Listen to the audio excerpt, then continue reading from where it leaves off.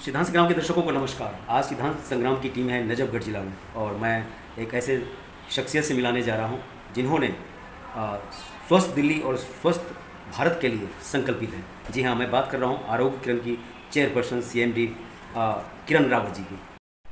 किरण जी नमस्कार। नमस्कार। आरोग्य किरण की तरफ से सिद्धांत संग्राम के सभी दर्शकों को नमस्ते जी।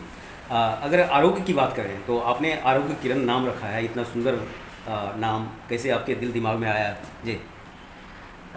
दिल दिमाग में ऐसा कुछ नहीं था कि पहले से कुछ सोचा हुआ था। एक्चुअली हम लोग जब सर्चिंग कर रहे थे कि हमें क्या नाम रखना है अपने सेंटर का, क्योंकि हमारा प्राकृतिक चिकित्सा केंद्र है, योग मेडिटेशन ध्यान, तो उसी के ध्यान में सोचते सोचते, क्योंकि मेरा नाम किरण है तो बस ऐसे ही आरोग्य किरण की मतलब आरोग्य की जो किरण है कहीं ना कहीं से मिले, इस तरीके से इस विचार को रखते हुए हम लोगों ने इसका नाम आरोग्य किरण रखा। किरण जी, अगर आरोग्य की बात करें तो व्यक्ति सोचता है कि मैं भी स्वस्थ रहूं, आरोग्य रहूं, परिवार फैमिली को भी रखूं, लेकिन ऐसा हो नहीं पाता। जी बिल्कुल सही कह रहे हैं आप, ऐसा हो नहीं पाता। ऐसा इसलिए नहीं हो पाता कि जो हमारी संस्कृति है या जो पुराने टाइम का हमारा जो खान पान है वो आज के समय में रह नहीं गया है, सबसे पहली बात। और दूसरी बात कि जो वेस्टर्न कल्चर है आजकल वो लोग ज़्यादा अपना रहे हैं।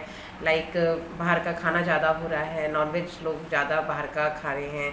और मतलब घर पे भी अगर लोग घर पे भी जो भोजन बना रहे हैं, आप देखिए वो भी ज़्यादातर आप देखेंगे चीज़ डाल के बना रहे हैं, बटर डाल के बना रहे हैं, घर पे पिज़्ज़ा बन रहा है, मैगी बन रहा है।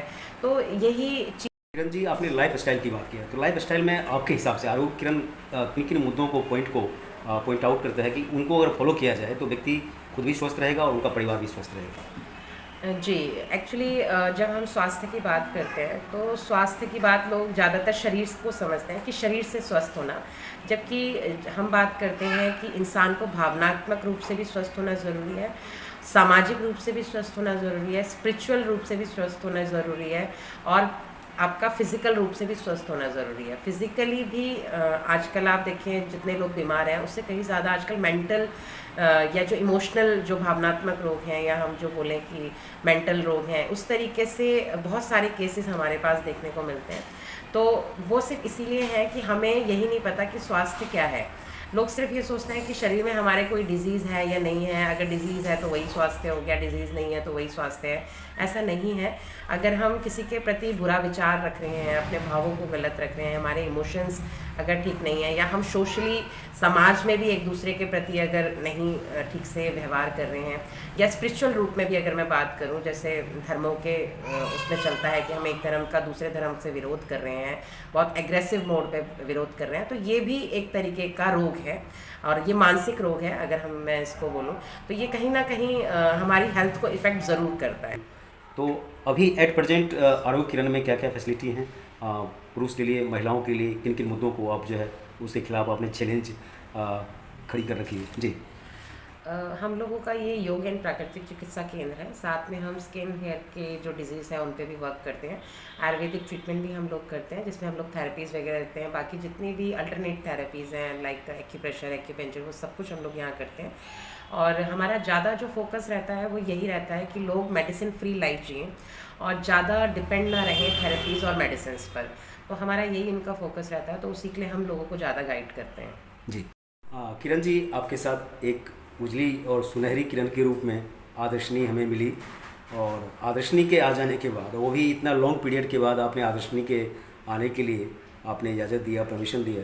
तो ऐसा माना जाता है कि प्रेगनेंसी के बाद जो है फिजिकली और कई और तरह के बदलाव आ जाते हैं, लेकिन आपको मैंने पहले भी देखा और अभी भी देख रहा हूँ, वही चेहरे पर निखार, वही सुंदरता, वही सौंदर्य, कोई भी चेंज नहीं है। तो ये आपने जो आपका वज़न बढ़ गया था वो फिर आपने कैसे मेंटेन किया, तो हमारे दर्शकों को बताएं, क्योंकि नॉर्मली लोग किंतु परंतु बट के बीच कन्फ्यूज होते हैं जी। जी, thank you so much sir. पहले तो आपने मुझे शुभकामनाएं दी आदर्शनी के लिए। यस, बहुत बड़ी एक जिसको बोलते हैं कि लंबी जर्नी के बाद मैंने सेकंड प्रेगनेंसी को लिया था। और ऑब्वियसली कॉम्प्लिकेशंस बहुत आते हैं जब एक एज हो जाती है। 35 के बाद प्रेगनेंसी के लिए थोड़ा सा कॉम्प्लिकेशंस होते हैं, बट मैं आपको बताऊंगी कि अगर कोई भी एज है आपकी या किसी भी एज में आप कर रहे हैं तो उसमें आपके आहार में पोषण होना बहुत ज़रूरी है। एक्चुअली क्या होता है कि प्रेग्नेंट लेडी अपनी डाइट में खाना तो खाती है बट वो सिर्फ पेट भरने के लिए खाती है। उसमें पोषण की जो मात्रा होती है, यानी जो उसमें न्यूट्रिशनल वैल्यू होती है जो एक बॉडी को चाहिए, वो नहीं होती। लोग ये तो कहते हैं कि अब आपके अंदर भी एक जान है, आप ज़्यादा खाना खाओ, डबल खाना खाओ। खाना बढ़ाने से नहीं मतलब होना चाहिए, खाने में आपके पोषक तत्व कितने हैं उसके मायने होने चाहिए। तो मैंने उसी को ही फॉलो करके सारा अपनी डाइट को बना के रखा, जिसका मुझे बहुत बेनिफिट मिला। और मैंने जब वेट गेन भी किया प्रेगनेंसी के टाइम पे, तो मेरा 90 प्लस वेट हो गया था।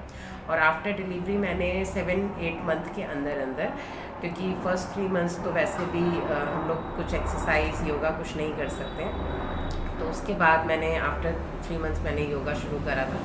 बट मैंने अपनी डाइट को डे 1 से ही मेंटेन करके रखा, कितना मुझे प्रोटीन चाहिए, कैल्शियम, विटामिन, मिनरल्स, जो जो मुझे रिक्वायरमेंट थे वो मैंने लिए। और मैंने अपना 20 kg तक वेट लॉस किया। और आप टेस्ट के लिए कभी कभार कोई चीज़ ले सकते हैं, बट रेगुलर बेसिस पे अगर आप अपनी बॉडी में गलत चीज़ डालेंगे तो आपको आगे इन फ्यूचर गलत ही रिज़ल्ट मिलेंगे। और यही रीज़न है कि आज की डेट में बच्चे जो हैं वो स्वस्थ पैदा कई बार हो तो जाते हैं, बट उनका जो आगे की जर्नी होती है वो बड़ी डिफ़िकल्ट सी हो जाती है। मतलब बच्चे बहुत जल्दी जल्दी बीमार पड़ते हैं, बच्चों को समस्याएं आती हैं। आजकल 3-4 साल के बच्चों में शुगर जैसे प्रॉब्लम देखने को मिलते हैं, थायराइड जैसे प्रॉब्लम देखने को मिल रहे हैं, हार्मोनल प्रॉब्लम। ये सब ऐसा नहीं है कि बच्चे के पैदा होने के बाद हुए हैं, ये तब से हुए हैं जब वो बच्चा पेट में था, क्योंकि माँ ने पोषण युक्त भोजन नहीं लिया। उसके बाद भी जब माँ उसको फीड करा रही है तो माँ ने पोषण युक्त भोजन नहीं खाया। उसके बाद जब बच्चा बड़ा हुआ तो उसके बाद बच्चे को पोषण युक्त खाना नहीं दिया, क्योंकि खाना जो आपकी डाइट में पूरे माहौल में चल रहा है, घर में चल रहा है, वो यही चल रहा है वेस्टर्न कल्चर का। जो हमारा अपना मिलेट है, वो जो बाजरा, जौ वगैरह, वो सब बंद है, कोई नहीं खाता है। टेस्ट के लिए कभी देखने के लिए एक आध बार लोग ले लेते हैं, उसके बाद फिर वही दालें नहीं हैं, कोई भी न्यूट्रिशन फूड नहीं है। लोग प्रोटीन कट कर देते हैं, जबकि प्रोटीन भी हमारी बॉडी के लिए बहुत रिक्वायर्ड होता है। प्लांट बेस्ड प्रोटीन लीजिए जो डाइजेस्ट हो। और अगर किसी भी महिला को किसी भी इस तरह से कोई इशू है और अपना कुछ करना चाहती है तो वो हमसे डायरेक्ट कांटेक्ट भी कर सकते हैं। जी।